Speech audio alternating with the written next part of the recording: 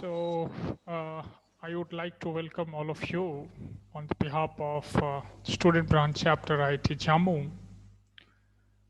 I'm Dr. Amit Kumar Singh from Department of Electrical Engineering IIT Jammu, and I welcome all the participants on the behalf of Student Branch Chapter MTTS, Microwave Theory and Technique Society, IIT Jammu.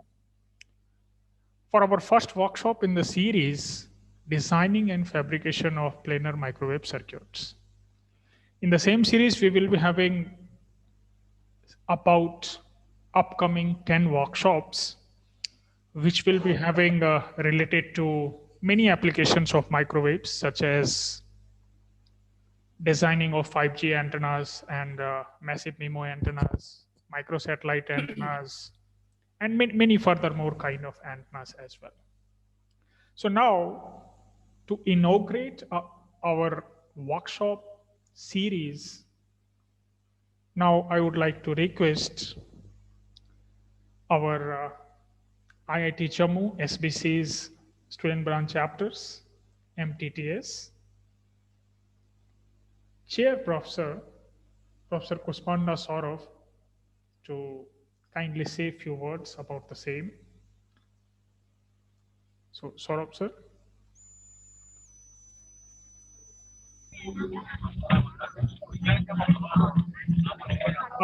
Before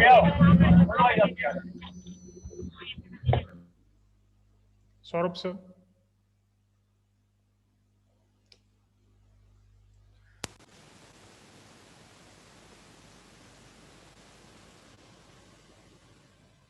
Okay, in the same continuation series, let me ask to Professor Patri Narayan Shubodhi, who is officiating IEEE SBC IIT Jammu Dean, to say a few words on the same.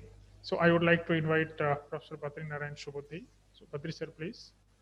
Good morning, everyone. It is very nice to be the first lecturer to say some word or be the first person to say a few words in this workshop.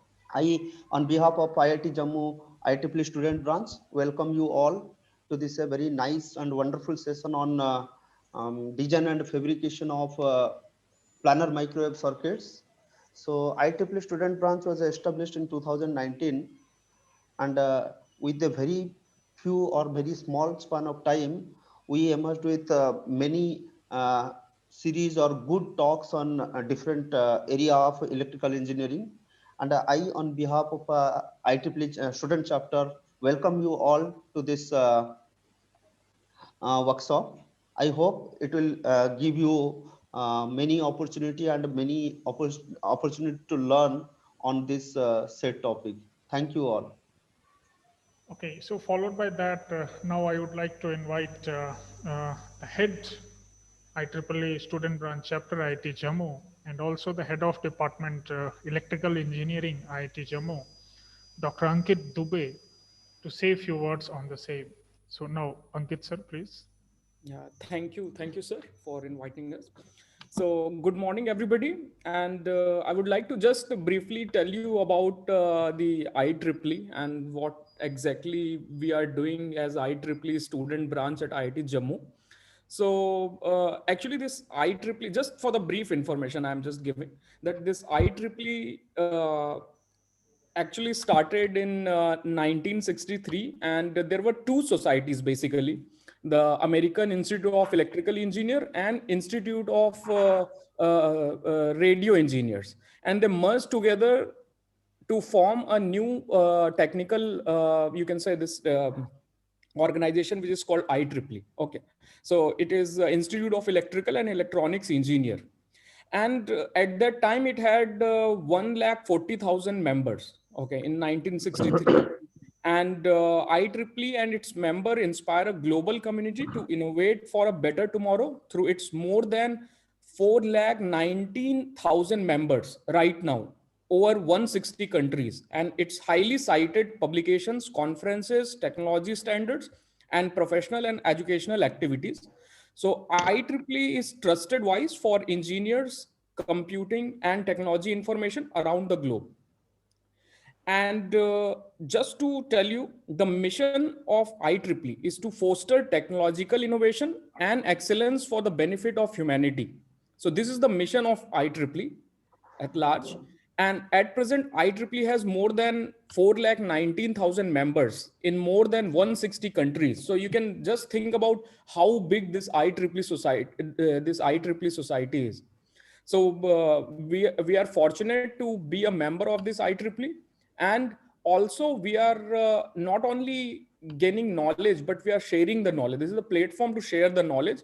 And in the same series, we are conducting this workshop.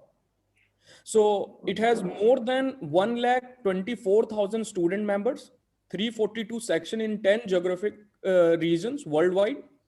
It has 1,834 chapters that unite local members with similar technical interests. Okay, so you will find just like this MTTS. Okay, just like MTTS is one of the society. So similarly, what happens is there are several other societies. Okay, communication societies there, signal processing societies there. So all the people who have similar interests can form a group, and they can take the you can say they can collaborate, they can discuss, they can take the world forward. Okay, in this direction.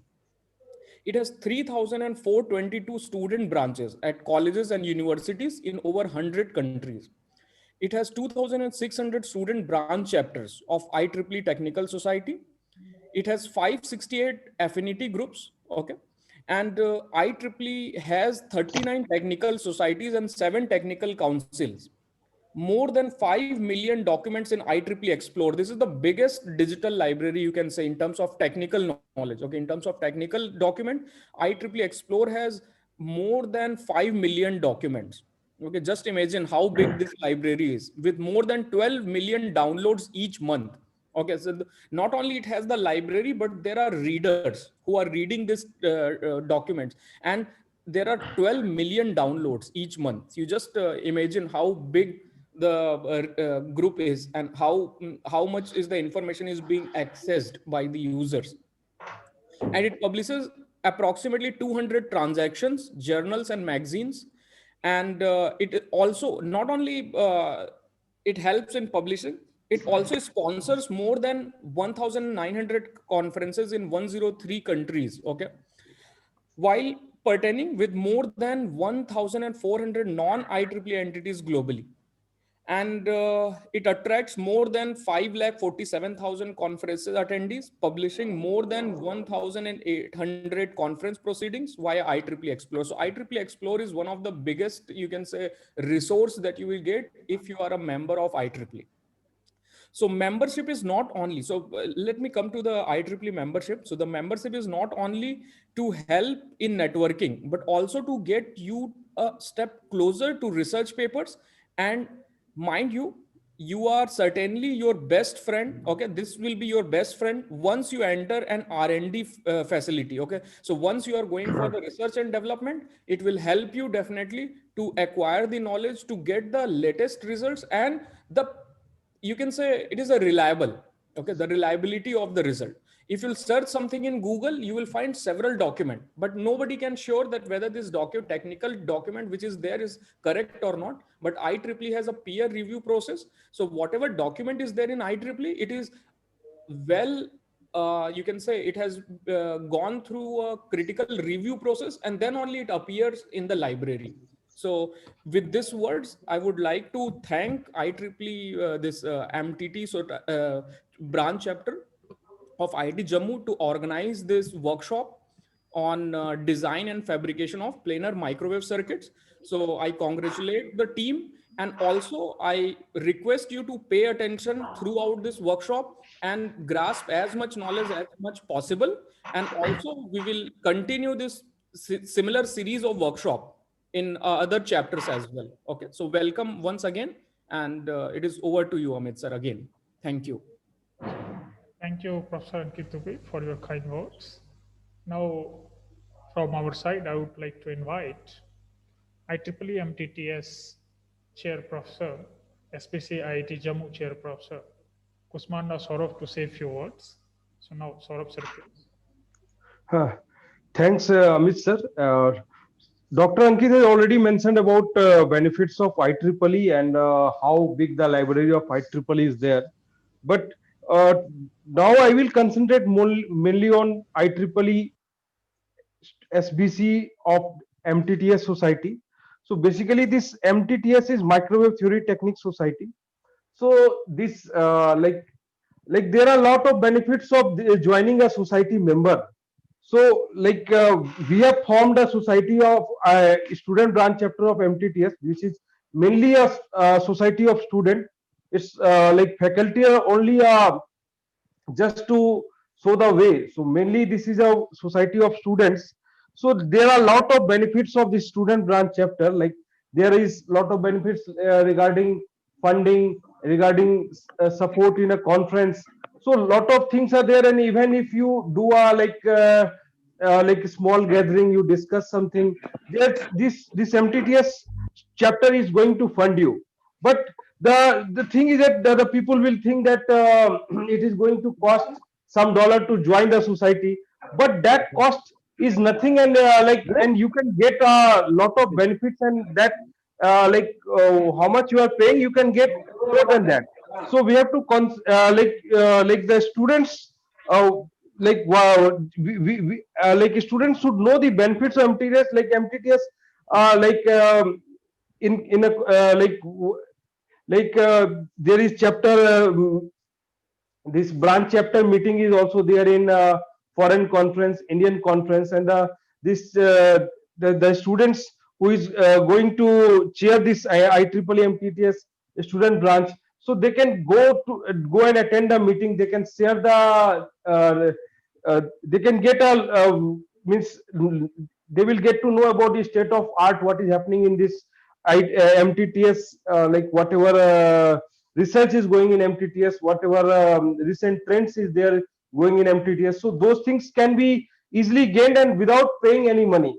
And another thing is means even if you do some sort of gathering, like if you are doing some meeting, so this branch student branch chapter will be funding you. So like some procedures are there, so those things can be discussed, like how to how to raise the funding request. Like this society can this student branch chapter can help you in foreign travel, like if you want to go for some conference, and even if you are even like if you are only IEEE member also, you will get discount in attending conference. Like registration fees around like it is heavily discounted, maybe like 30% discount is going to be offered if you are a IEEE member. So those things, like as a student, these things are the very big motivation to join a society. And further, like a lot of if you are a member, then you have an option of you have access to IEEE MTTS journals, like whatever the journals are there, you can access using your personal login, like IEEE transaction of microwave theory techniques, my IEEE MWCL microwave wireless component letter. These journals you can access using your personal login. You don't, even if you are traveling, or if you are in home, or if you are anywhere, if you are joining industry, and if you are a member of IEEE MTTS, so you can access the journal and journal conference of this MTTS society anywhere, say, using your personal login. So these are many advantages. So if you are a member, you will come to know a lot more about the advantage of IEEE MTTS society. And we are fortunate that we are having a student branch chapter at IIT Jammu since last year. So the like through this platform, I welcome the students to be a part of the society, to join IEEE MTTS, and just to become a part of society. And like the way you the moment you spend more time uh, in the IEEE, like whenever you log in IEEE, even IEEE.org, if you log in, and if you can keep on checking what the recent events are going on. So these, like it is a like process of time. You will learn the moment you join the society, and even if you have not joined, if you explore, you will get to know much more about what are the benefits of the society. So now coming to the today's topic. So today's workshop is basically on the design and fabrication of planar microwave circuit. So design part means how you are going to design a first in an electromagnetic simulator, how you are going to design a band pass filter. First you will learn that, and how you are going to practically realize that design circuit in a like a printed circuit board using a PCB prototyping machine. So you will be learning both the simulation part and fabrication part. So I request you to concentrate on the on today's workshop. So this will help you to both. It will make you learn both, means theoretically also you will learn, and you will also learn how to do the practical implementation. So with this word, I just want to again hand it over to Dr. Amit for the further proceedings of the today's workshop. Okay, so Saurabh sir, thank you for your kind words. And it's quite delighting. Now, moving towards today's workshop, as we are doing in association with Interpol Technology, one of the major technology incubator in the field of microwave in the country. In association with this Interpol, we have this workshop today. So from that side, now I would like to invite Vishal to follow up the sequences. So Vishal, over to you. Thanks, Amit sir. Good morning to all of you. So,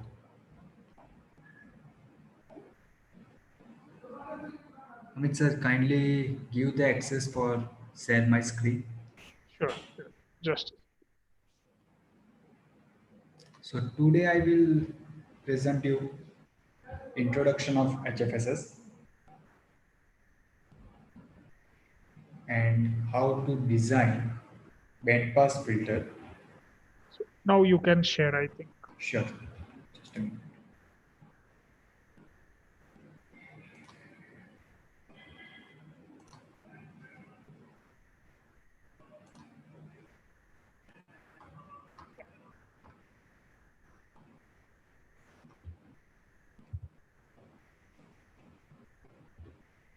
So you can see my screen, right? Yeah. Right. So today I will present you introduction to HFSS, how we can design any antenna structure or planar structure using the HFSS, and how we can simulate and see the result in the HFSS. So what is the HFSS? Full form is High Frequency Structure Simulator. It is used to simulate high frequency structure. It is full wave 3D electromagnetic field solver. It is used Maxwell equations to solve our structure. So what type of antenna we can solve using the HFSS? So there is the broadside application available, like military platform integration or RCS calculation. We can simulate phase array antennas. We can integrated mobile device, and we can simulate EMI, EMC, or we can use as a biomedical application. There is default human body is available in HFSS module. We directly imported human body from HFSS and place the antenna over any part of the human body, means hand, legs, head, ears, and find out the power handling capacity or SAR. Also, we can use as a platform integration, commercial application. These are the application where we can use HFSS. So this is the basic GUI of HFSS. In upper side, there is the menu bar where we can load our file. There is the project manager. What we can give in our 3D model, it will be implement over here, means what type of boundary condition we have given in our model, it is reflected over here. Boundary condition, excitation, analysis setup. There is the model tree available, which type of structure we have created. It is denoted over here. Which type of structure, what is the material property of that structure, what is the dimension of that structure. All the information, it will be available over here. Next. So, which type of information available from the HFSS? So, mostly all the electromagnetic information we have created using the HFSS. Means we can create it in the matrix form. Also, we have created in the electromagnetic field form. So we can create it S, Y, Z parameters. We can see electric and magnetic field distribution, volume and surface current, how it is flow in our design. We can eliminate this design also, at which frequency, at which part the electric field is most and which part the electric field is less. We can directly import GIF format, JPG format for preparing our presentation. Also, we can import the various file format in HFSS. Means .dxf file, AutoCAD file, XML file, MATLAB file, touchstone file. We can import it in the HFSS.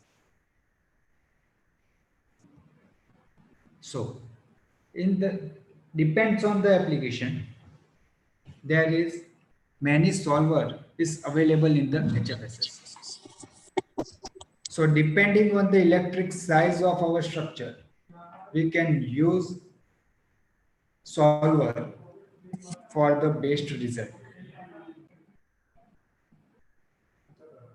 For simplest structure, we can use FEM solver, finite element method solver. If we can use some aircraft simulation, we can do some aircraft simulation in our laptop, or we can do entire ship with antenna. We can do in our laptop using HFSS SBR solver, shooting and bouncing ray solver. Definitely, we can compromise our result somehow compared with full simulation, but we can start our project through our laptop. Initially, we can do simulation using SBR, shooting and bouncing ray. Also, we can do combine different solver for one project. Suppose we can do reflector with horn. We can solve reflector with HFSS I solver and horn with Febby solver. We can combine both solver for one design. It's called hybrid method. So these are the different solver type available in HFSS. We can also do the transient analysis using the FEM transient solver. So how the HFSS work? So initially we have created geometry as per our requirement.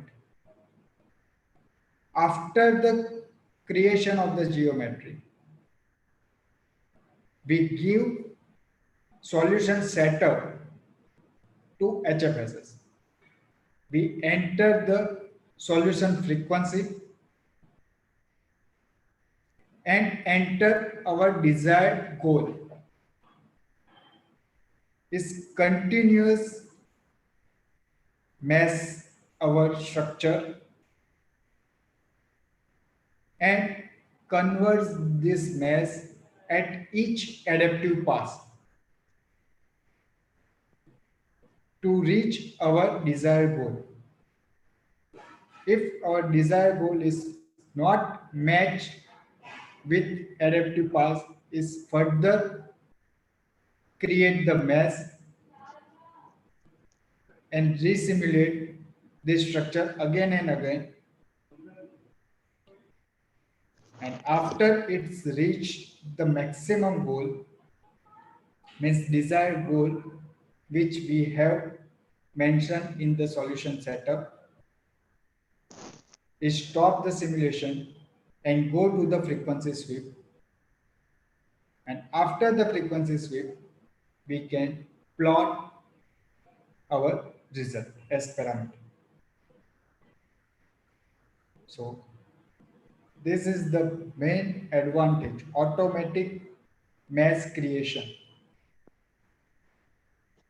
This is the main advantage of HFSS. We do not require manually meshing. We just enter our frequency and goal. It's automatically do the meshing.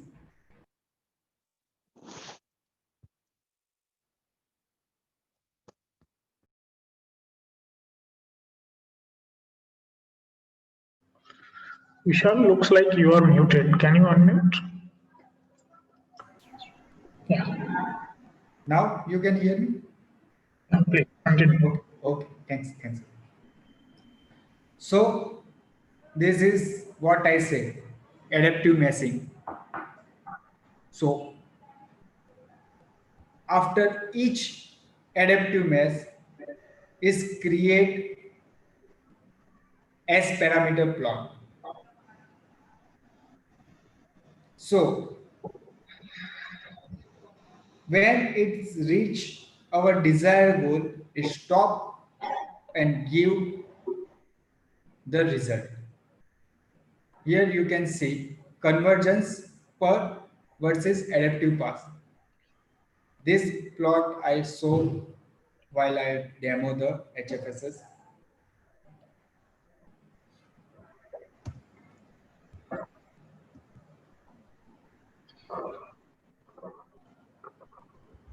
So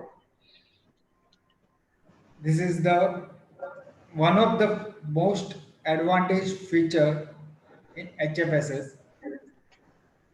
There is antenna toolkit is available in HFSS, and in this toolkit there is the various type of antennas are available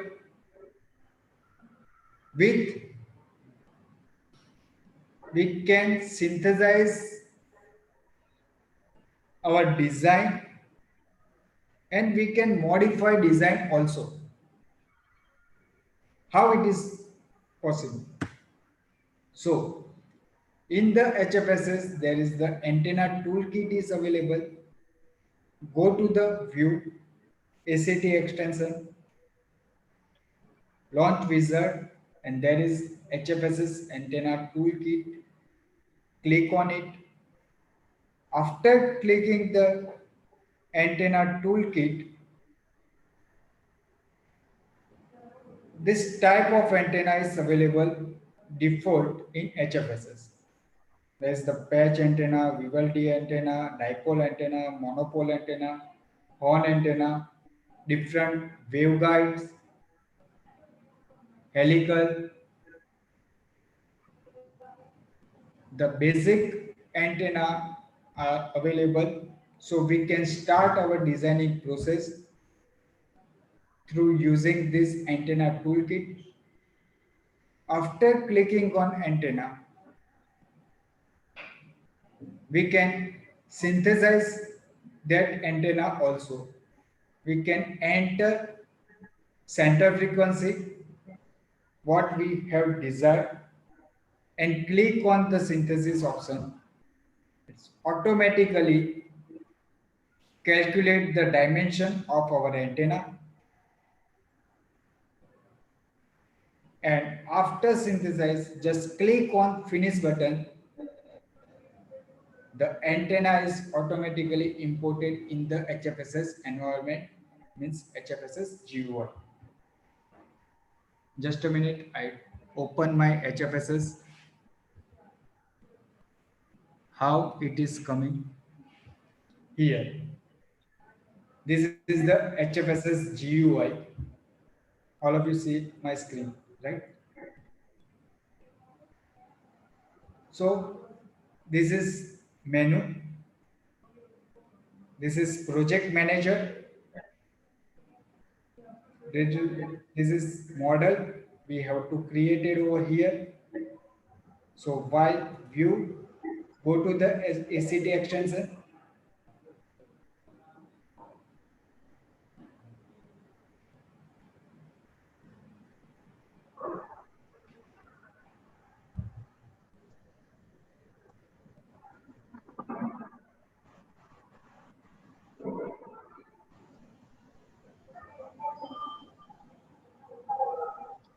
So it is open, launch wizard. There is HFSS antenna toolkit is available over here.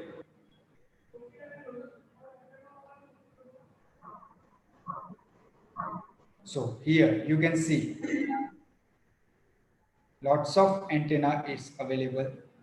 Bow tie antenna, different type of bow tie antenna, conical sphere, custom design, dipole antenna, helix, different types of helix, axial mode, normal mode, log periodic, horn, monopole, PIFA, patch antenna. Suppose I want to rectangle insert probe feed patch antenna. Just click on it. Enter your center frequency. Suppose I enter the 5 gigahertz. Click on the synthesis option. It is calculate patch dimension, X size, Y size, probe feed position, substrate height, substrate dimension, feed position. We can also change material over here, substrate material, Duroid or FR4, and just click on the finish. This design is imported over here with all the result. So just one click, this design is available over here. You can see. You can also modify its dimension. You need just re-simulate this design all the results are available. So this is the antenna toolkit available in the HFSS.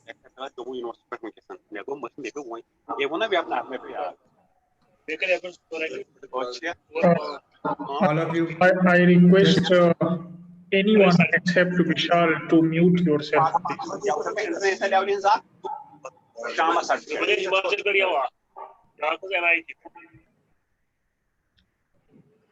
Again, I request from everyone else except Vishal to mute yourself. Just a kind request. Vishal, please carry on. yes, thanks, sir. So this is one of the features available in the HFSS antenna toolkit. And as a beginner, it is very useful to simulate or create antenna, basic antenna.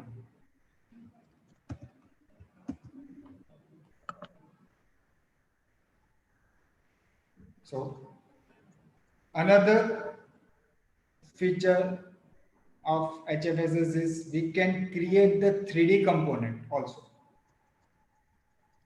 Like I create some SMA connector and I import that SMA connector in my design and directly place at my design. So we can create as a 3D component in HFSS, or we can encrypted that 3D component also. So while I'm given this design to another user, it just use as a 3D component. He can't modify or can't see which material or which boundary condition you have given in your design. It just used as a component. So your design parameters can't see by another user. So you can encrypt that component design also using the HFSS. These are some case study is available in HFSS, how we can create an array. Please, all of you, kindly request mute your mic. So there is some echo due to unmute of your. Thanks. So using the HFSS, we can create an array with the single click. Just create one cell with the master slave boundary, or in latest version there is a lattice boundary available in the HFSS. After given the master slave boundary, right click on your cell design, unit cell design, click on create array option. This array property window is open. Just click your requirement. Means I want 4x4 array or 8x8 array or 4x5 array. Just click, give the number of size. Means A vector is 4, B vector is 5. So it is automatically created 4x5 array with single click. Here we can see 16x16 array design.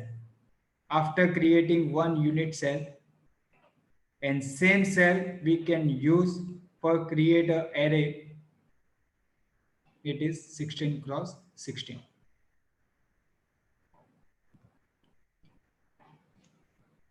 After creating this, we can give the magnitude, excitation magnitude to all the pod.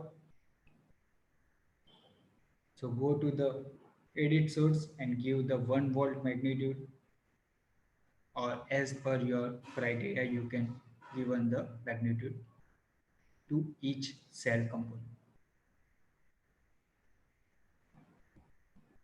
So this is one of the case study example, and this is the plot, realized gain, far field gain of array antenna. With this is a 3D plot and this is the 2D plot.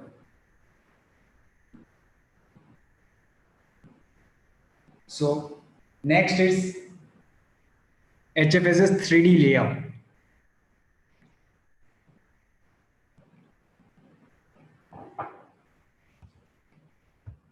While we purchase the HFSS, this is automatically given to you, HFSS 3D layout. When this HFSS 3D layout we can use while we have creating multi-structure geography. When multi-structure geometries we have to create, this HFSS 3D layout is useful. For using this, first of all, we have to create some standard stackup. How? Just a minute, I show my screen. Instead of insert the HFSS design, insert the HFSS 3D layout design. This is the HFSS 3D GUI. Here you can click stack up. Means you have to give an X position of your structure. Sorry, Z position of your structure. Means elevation, size you have already mentioned in your stack up. Means suppose I want to create ground. Okay. Above the ground, I create the substrate. Give the name, it is the dielectric. Okay. And above the dielectric, I have a patch signal. Okay. Here you can just give the height of that substrate 1.6 is automatically update over here. My ground is 0 thickness. Above the ground there is 1.6 mm substrate, and above the substrate there is a patch. Apply and close. So here if I select the ground, whatever I can design here, it is default as at the ground layer. So above the ground, I use substrate. You can see the height is automatically created that I have mentioned in the stack up. So this is a multi-layer stack up structure while I'm using the HFSS 3D layout is important. So if I want to import the DXF file or any AutoCAD file, it is directly imported in the HFSS 3D layout. Or I want to import some XML file, it is imported in the HFSS 3D layout. Yeah, GDS format. Why it is imported in the HFSS 3D layout? Because in this we can modify its dimension or material property also. When I imported that DXF file or GDS file in HFSS environment, it's denoted as an imported part. We can't modify it. While imported in the HFSS 3D layout, we can modify its dimension, material property. Okay. So it is stack up, multi-layer stack up. We have created using it. There is all the information is available in the XML format, material property, thickness of that layer, color of that layer. It is conductor or plane or signal layer or dielectric. It's available over there.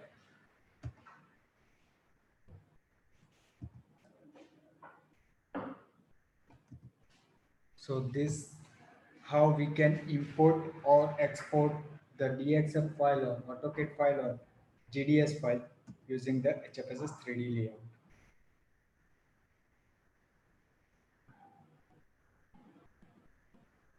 So this is one of the example. Here we can create layer stack up, feed position, substrate 2, slot, substrate 1 and patch. The final design is this.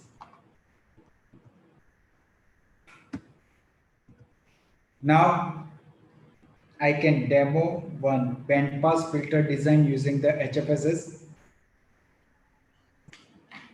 So what is the bandpass filter? I think all of you know about it. The bandpass filter allows the frequency of a certain range to pass through but attenuate those frequencies outside the bandpass region. Here you can see the basic structure using the resonators. We can create this type of structure using HFSS. So all of you know that resonator is the heart of filter. Depending on the size of resonator and gap between the resonator, we can create bandpass filter. So how it is created using the HFSS? So first of all, we can create 3D model of design after the calculation. Then we can create probe and resonator. After creating the design, we need to give the boundary and excitation condition to your design. Then give the solution setup and check the validation. After checking the validation, the message window says your validation is completed, and there, if there is some error in your design, is mentioned at which part the error is coming. Means your designing part is overlapped to each other, or some excitation is missing over there. Your design is mentioned in the message window, and then you can plot the result as per your requirement. So first of all, I just show the presentation of how to create the bandpass filter, and then I demo you in the HFSS. So in this band pass filter, we have create the air body, then we have create the feed position, then we can create the resonators, give the excitation.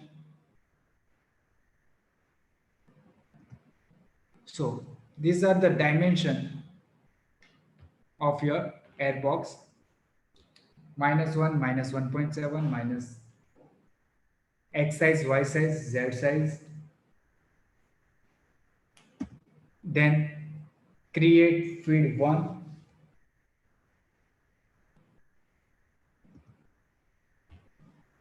create pin 1,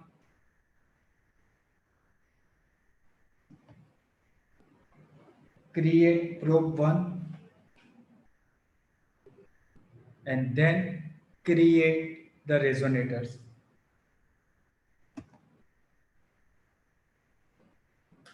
Create the box for the resonators and mention your dimension.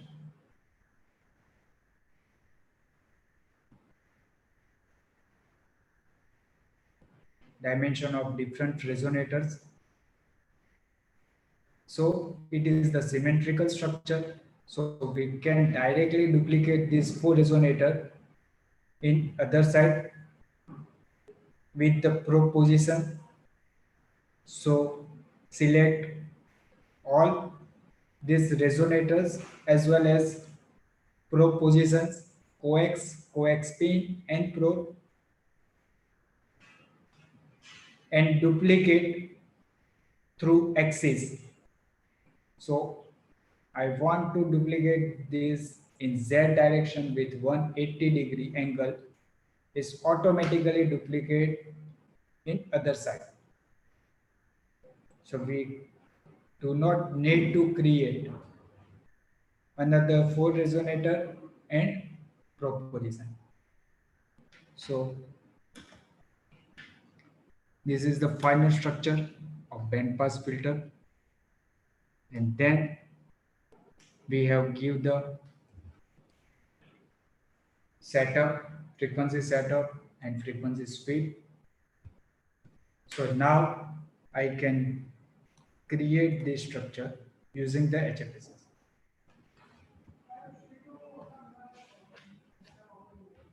So after open the HFSS GUI, go to the project. There is option is available, insert HFSS design. Just click on it. The new HFSS design window is open.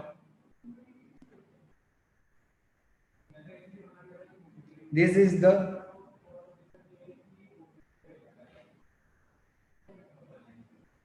go to the draw, which size you have to draw. Just click on it. I want to draw a box.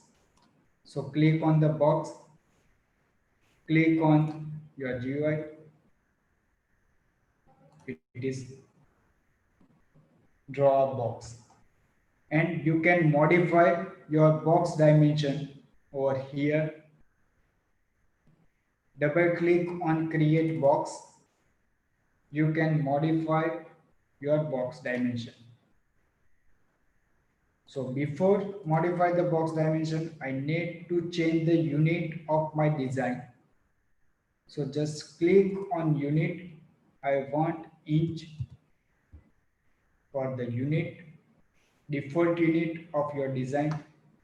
You can see it is automatically changed as a inch. So whatever I mention over here, it's taken in the inch.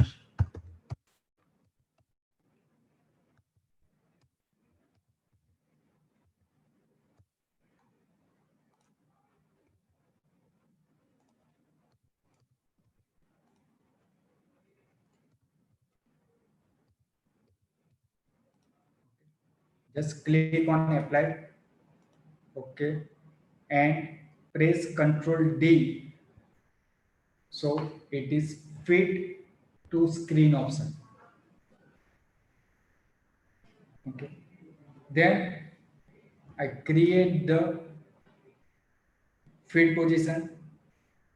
So using the cylinder, just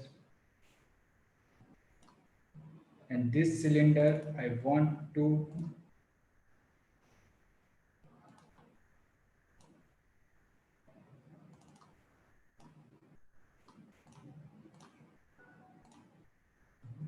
and give the dimension over there. One position. This first line is denoted its position.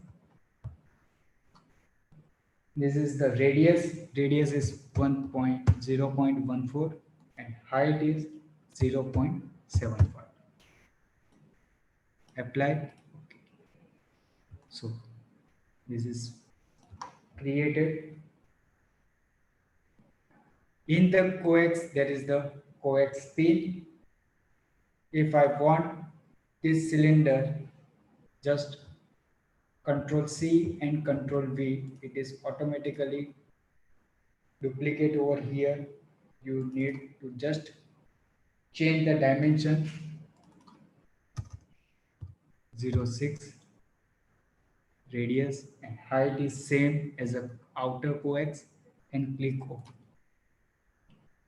So here you can see inner pin is created, outer is created. I want to create one probe over there. So for that, I have to create one cylinder. So copy paste of it, and its height is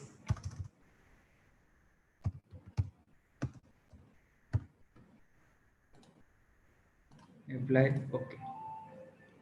So this probe position is also created.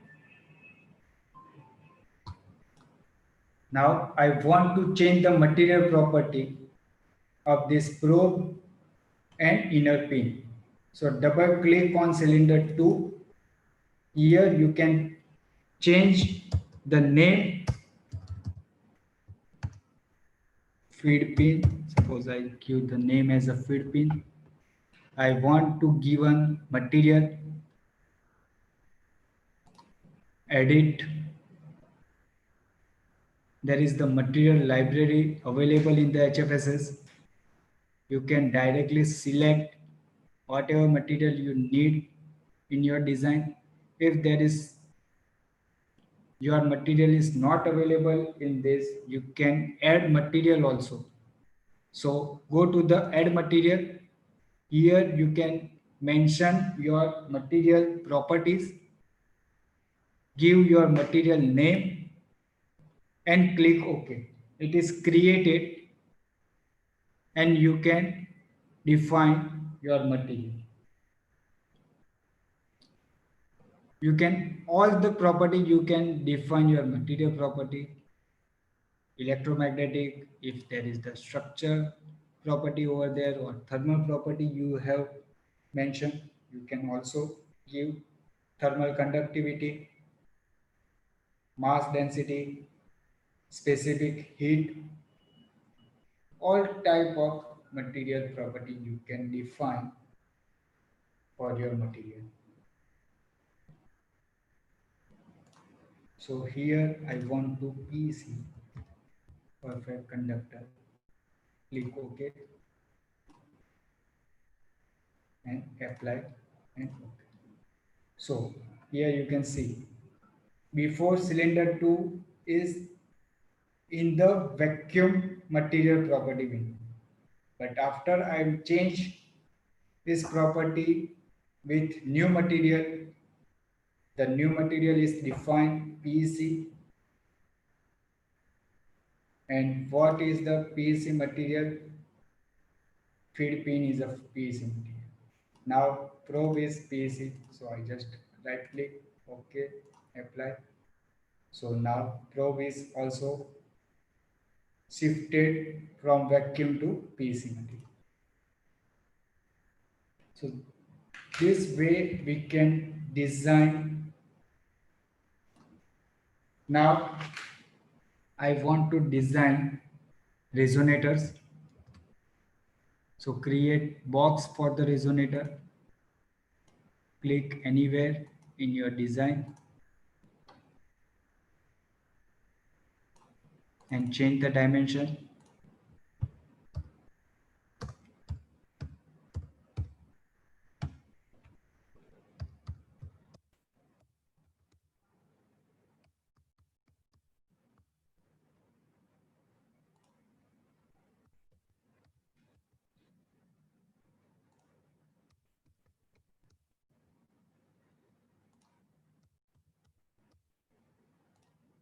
Apply, okay.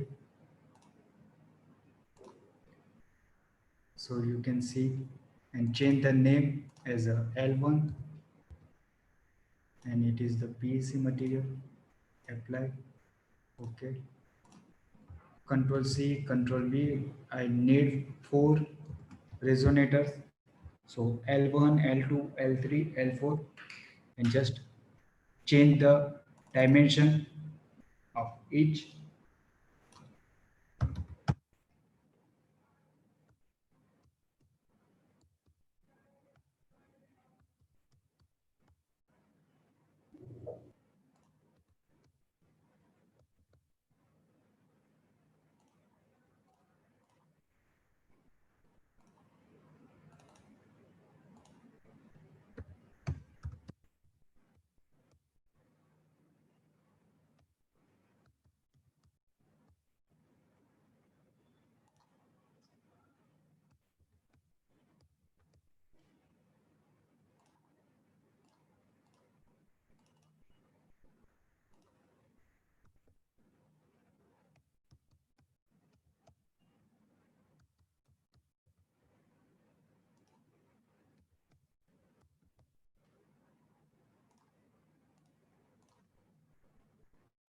So here, all 4 resonators are created. Now I want to duplicate this structure. To select all of this. Here option is available, duplicate along axis. Click on it.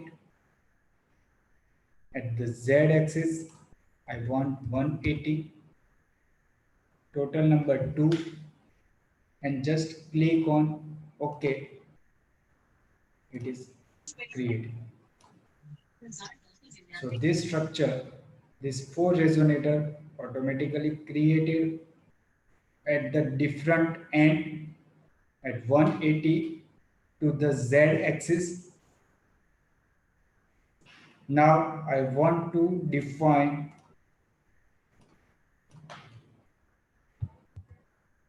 excitation. So right click on it, phase, give the excitation, waveport, next, finish, save.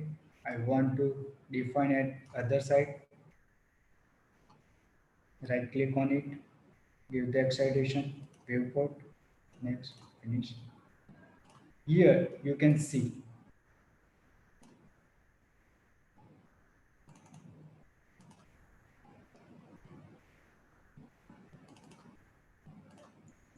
here I have defined the excitation is in the project manager in the excitation window. Now I give the analysis setup, right click on the analysis, add solution setup, go to the advanced. Here I define the frequency 1.5 gigahertz, maximum number of pass 15, and this is my desired goal 0.02. When my HFSS FEM solver reached this error 0.02, it stopped the simulation and give the result. Just click on it and give the frequency sweep. I want frequency sweep from 0.6 to 2.4 gigahertz and click OK. And you can now simulate your design or just validate your design. It's all are green, so there is no error in your design. Now you can analyze your design also. So I have that analyze design available. So here, go to the result tab. There is solution data is available. Click on it. There is a matrix data available. Mass convergence. Here you can see. I give maximum number of pass is 15 and target is 0.02. So after the first adaptive pass, my target reached 0.5. Third adaptive pass, my target is reached 0.70. So it's continue my simulation, convergence, adaptive pass, solve element, and after reach 0.02, below the 0.02, stop the simulation and give the message as a converge and go to the frequency sweep. Here you can also see the plot of convergence.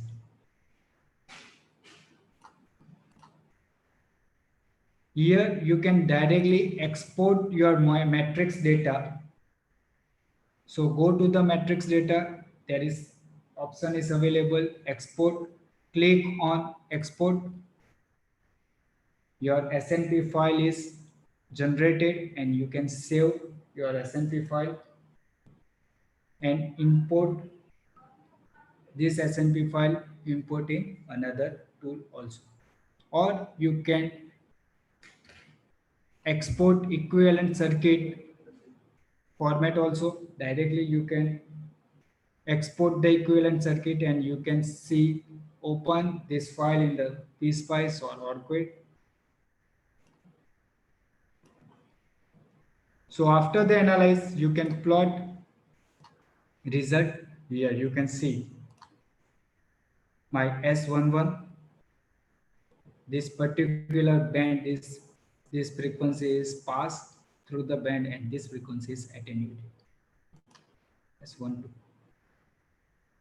And also you can plot the field. So click on your object, right click on it, plot field, electric field, magnitude electric, and click OK. Your field is plotted. And you can also animate this field, right click on magnitude and animate. Okay.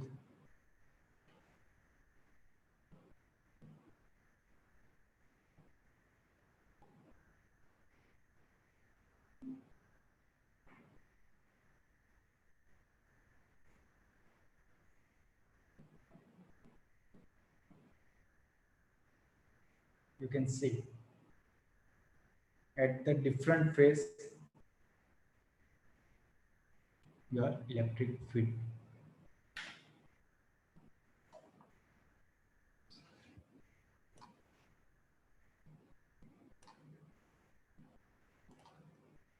So this is from my side.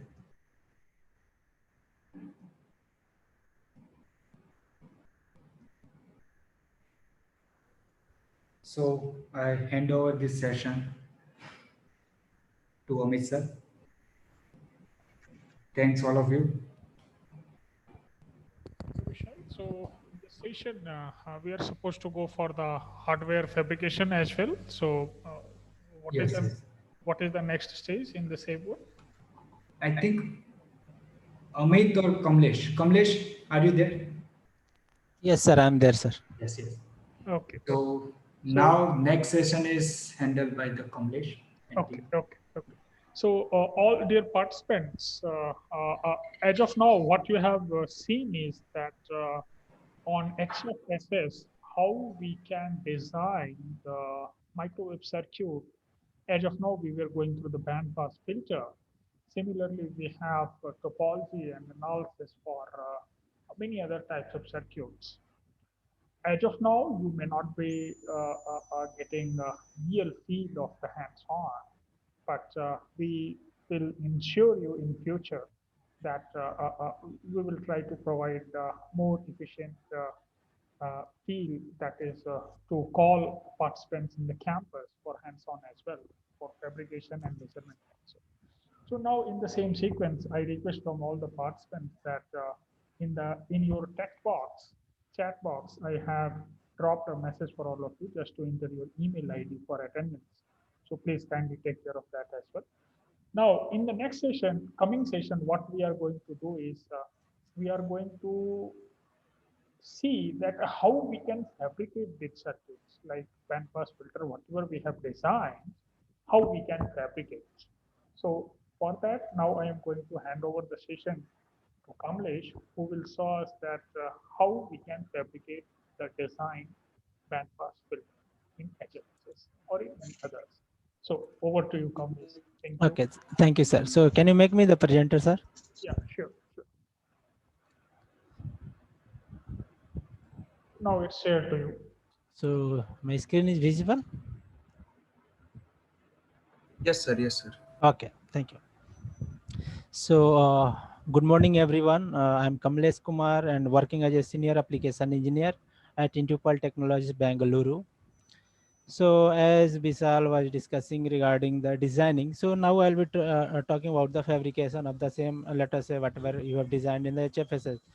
So there are different ways of fabricating your design. So one is your mechanical based, another one is chemical based, and then of course we have the laser one. So I'm not going in details about all of the fabrication process. I'm only focusing about the mechanical process, right?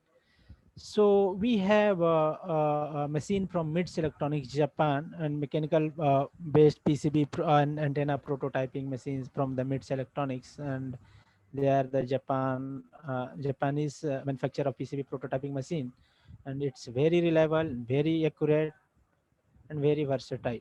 So MITS Electronics was found actually in 1984, and their products are only the antennas and PCB prototyping machines.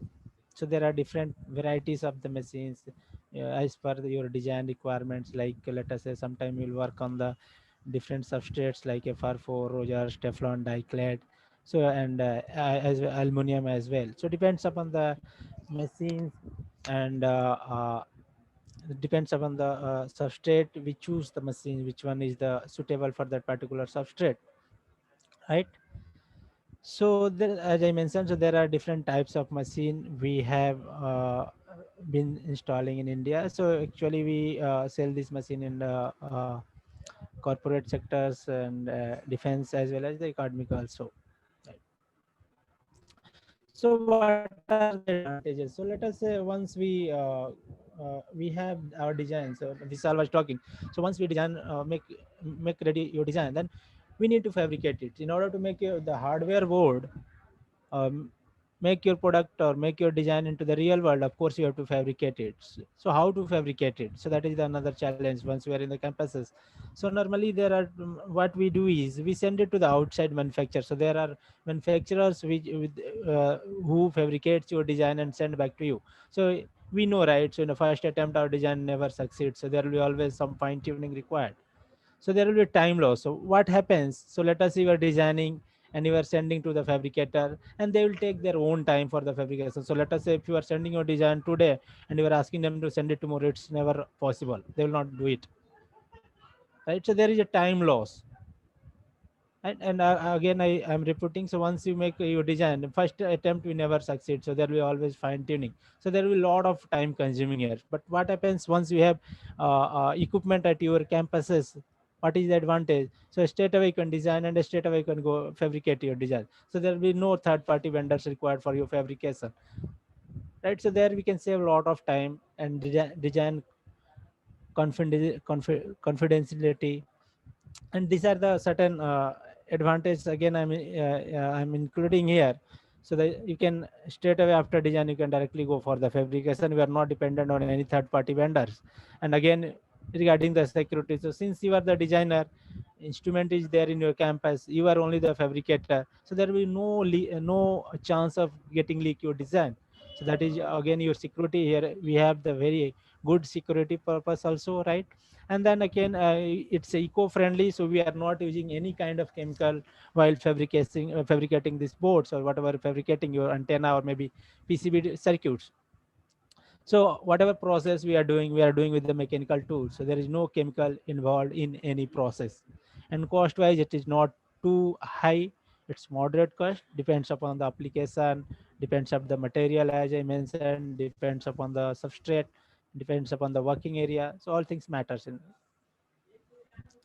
right? So this is the machine, this is the very base model of our machine. So actually all our machines are capable of making a double layer board, so we can make on the top as well as the bottom. And then all the machines are having the cameras monitoring system. So the use of the camera to, as I mentioned, we can make the double layer board, right?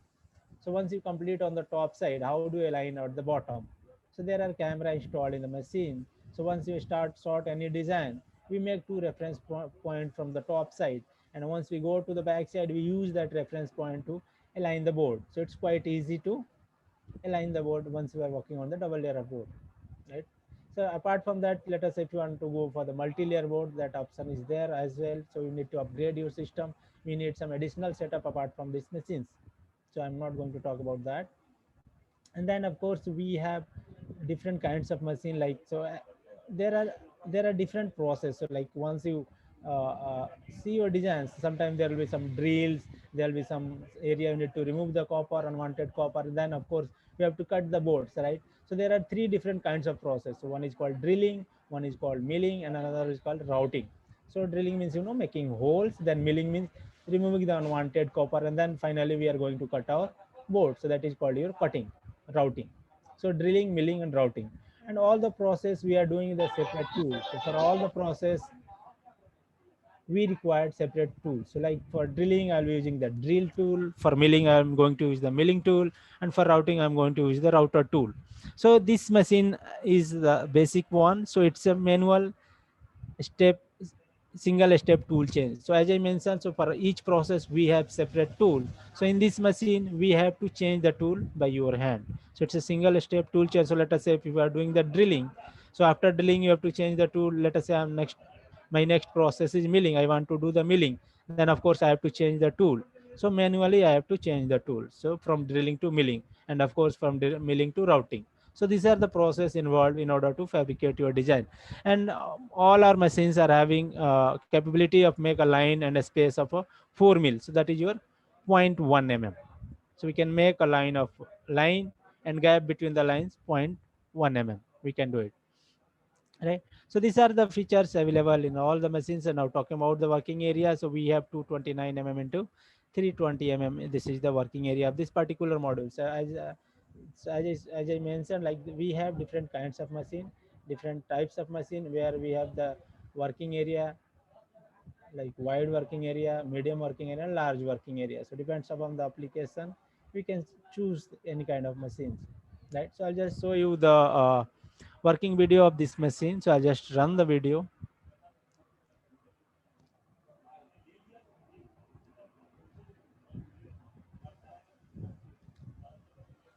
So once you generate the Gerber file or DXF file, that files can be imported and it can be connected to the machine via your computer, and then you can process your design, you can fabricate your design. So as I mentioned, so this is a manual machine, so we are changing the tool as per the requirement. So let us say now if I'm drilling, I need to insert the drilling tool. If I'm milling, I have to insert the milling tool. Actually, the video is not visible. Sorry? Video is not visible.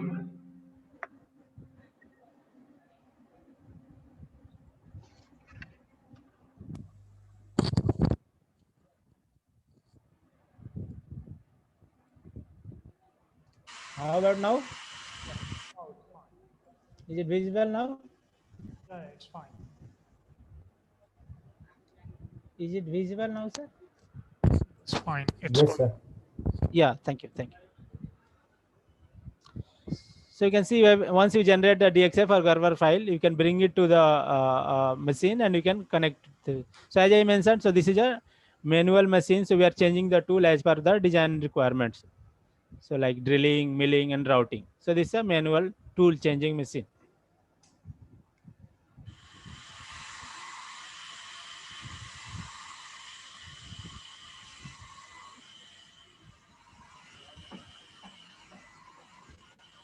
And this guy is the vacuum cleaner. So all the dust will be sucked by the vacuum cleaner. So once the drilling is completed, so as I mentioned, you have to change the tool now. So milling means removing the unwanted copper. Since I am using the mechanical tools, so that's the reason I am telling it as a milling. Process remains the same. Sometimes we'll hear like etching, and now I'm telling it a milling. So don't be confused. Both the process are same. Since I'm using the mechanical tools, I'm saying it as a milling.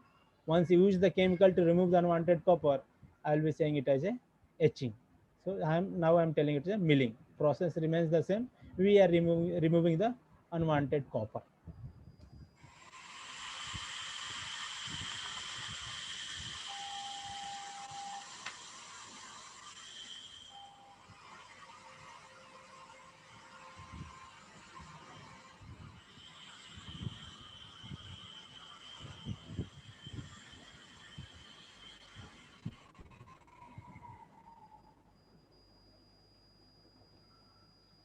So once we complete the one layer, we have to flip the board.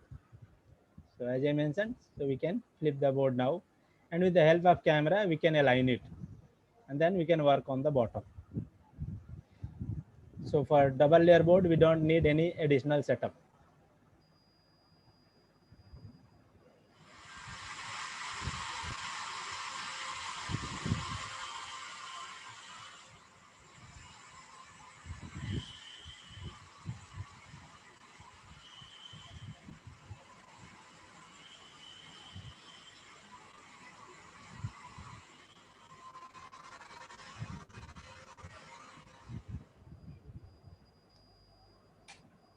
So now drilling is done, milling is done. Now we are cutting the board.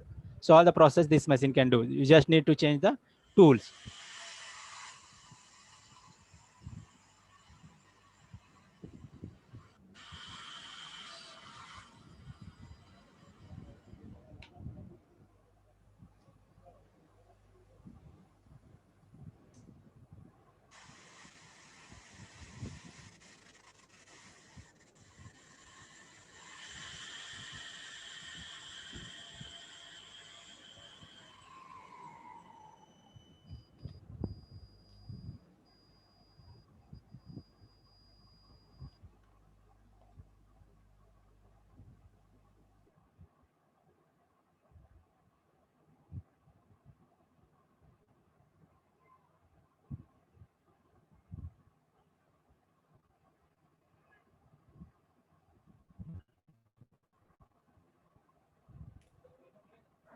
So likewise, we align it actually. So we make two reference holes diagonally.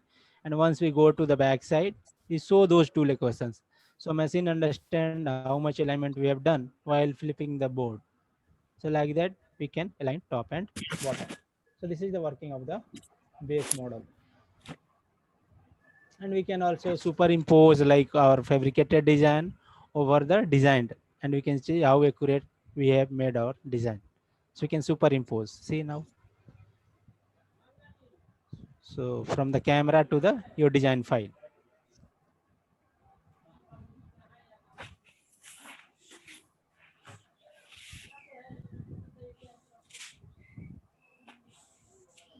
All right. So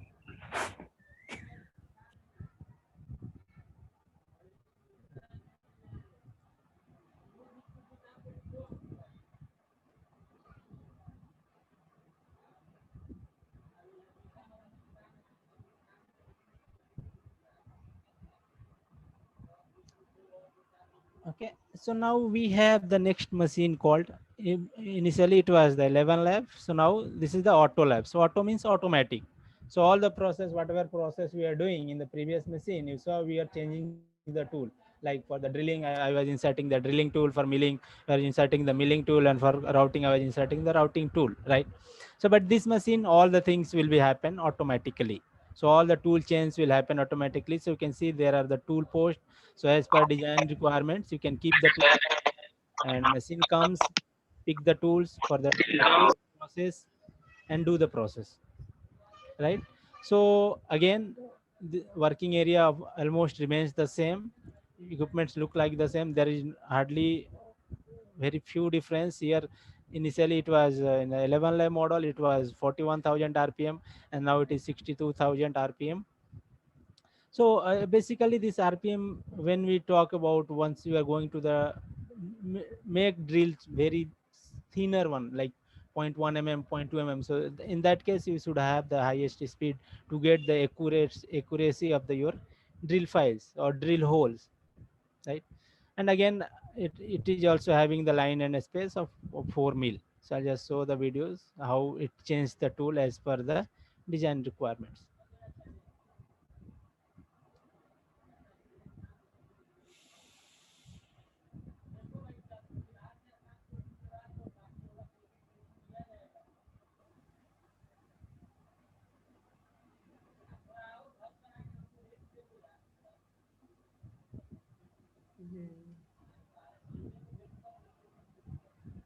So see all the tools we have.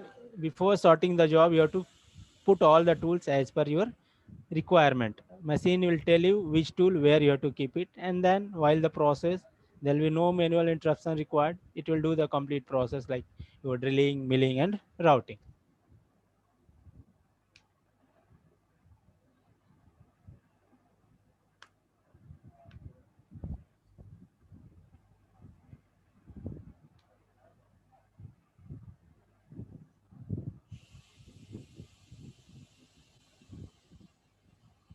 So that is only the difference here. In the previous machine, that was 11 lab, this model is auto lab. So only the tool change will happen automatically. So there will be no manual interruption required.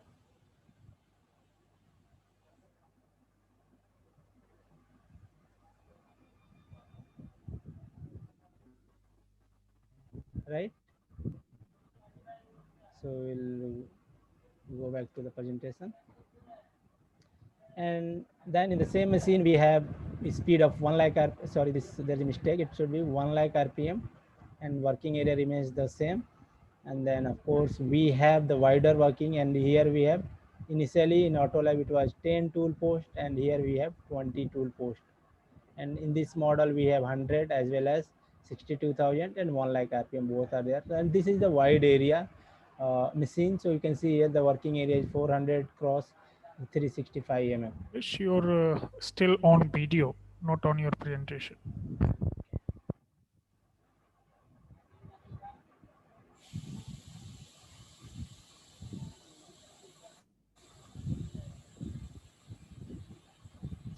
How about now, sir?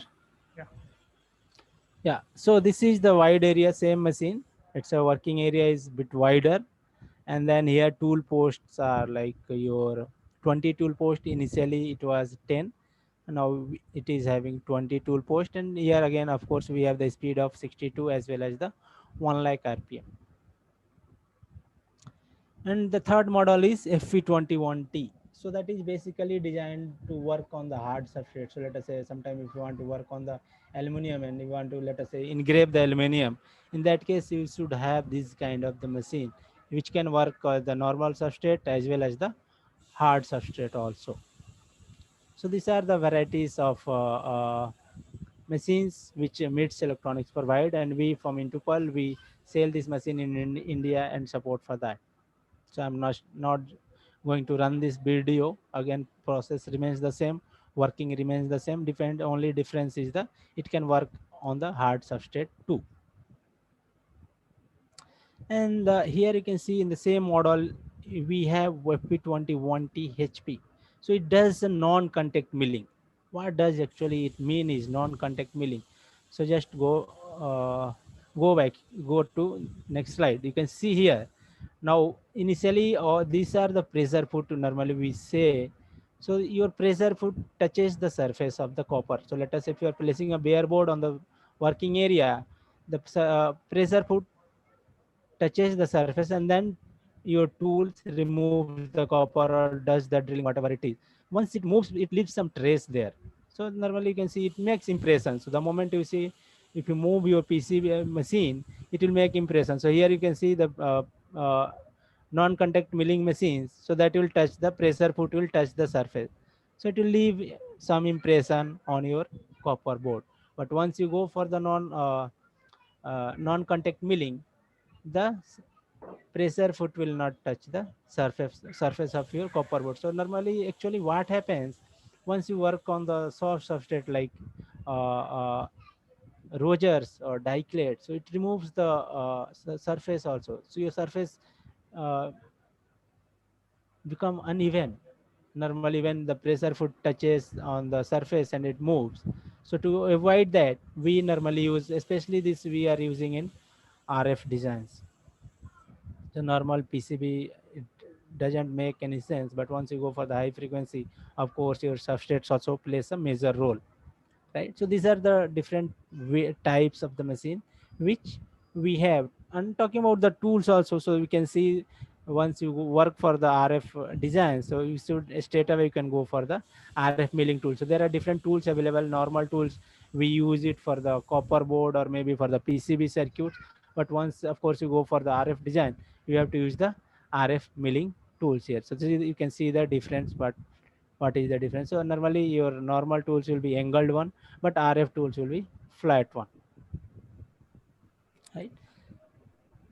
So this is the software which comes along with the machine, and that allows you to work with the machine. So this is the Design Pro software. So that supports, actually, as I mentioned, this supports Gerber file, DXF file, and drill file. So these are the file format which I think 100% tools gives among this any output, where it is Gerber or maybe Gerber 274X or DXF or drill files. So these are the file formats which machine support. So these are the some certain tools I have included here, like your CR50, ORCAD, Allegro, HFSS. So we can generate, make design of, you can make your design in any tool, but you have to generate Gerber file, DXF file, or maybe drill file in order to fabricate your design.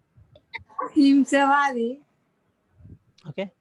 So these are some samples which I have captured here. So there are certain, always there will be certain advantage and disadvantage of both the process. So as I mentioned, we have the mechanical process as well as the chemical based process. So see, in the mechanical process, now with a single machine I can do all the process, but once you go for the chemical one, for each process we should have the separate machines, so that our separate equipment is required for each of the process. So which I'm not going to talk about the mechanical process. So of course we have that setup too. So these are the stuff. You can see the flat, we can see the line accuracy, how flat it is. It's not like zigzag. So as I mentioned, once you work for the RF, that parts, if there is a zigzag, that parts also starts radiating and you don't get your expected output. So you can see, right? So these are the things we need to take care while working. So what should be the speed? There are certain speed you have to follow for the, normally I recommend we follow around 30k rpm for the milling, and for drilling and routing I prefer around 40k rpm. All right, so this is the combination we have made it for working on this test sample board, right?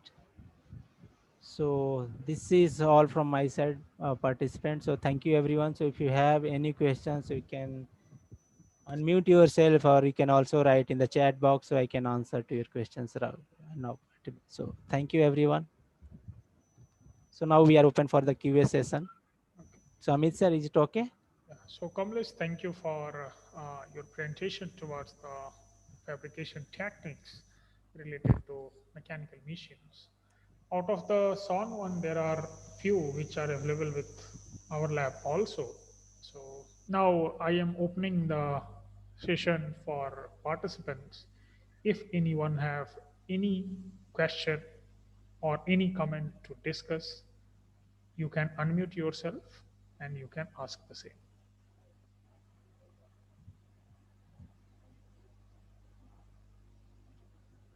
Looks like furthermore, also, if you have any questions, you can email us on the SON email and we will try to answer them as soon as possible and up to as depth as possible.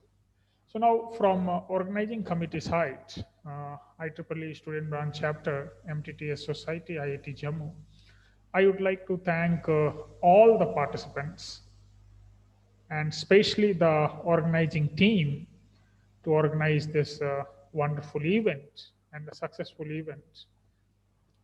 I also appreciate the participation of all ITJAMU students and the outside students and the interested participants. I thank you the professors like IEEE chair professors, MTTS chair professors, the head professors, and the dean professors. Last in the list, I thank all the attendees who are the main on which we go through the workshop. Now, just for your kind information, very soon, maybe in the next week or in coming 10 days, we will be having a session with worldwide expert, Professor Jining Chang from National University of Singapore, who will discuss the aspects of metamaterial, and they will also discuss the aspects of 5G applications of metamaterial. So we will update accordingly for that. So again, from my side, thank you all of you. By this, we are going to end today's session. Thank you all of you. Thank you, sir. Thank you, sir. Thank you, Amit, sir. Thank you. Thank you, sir.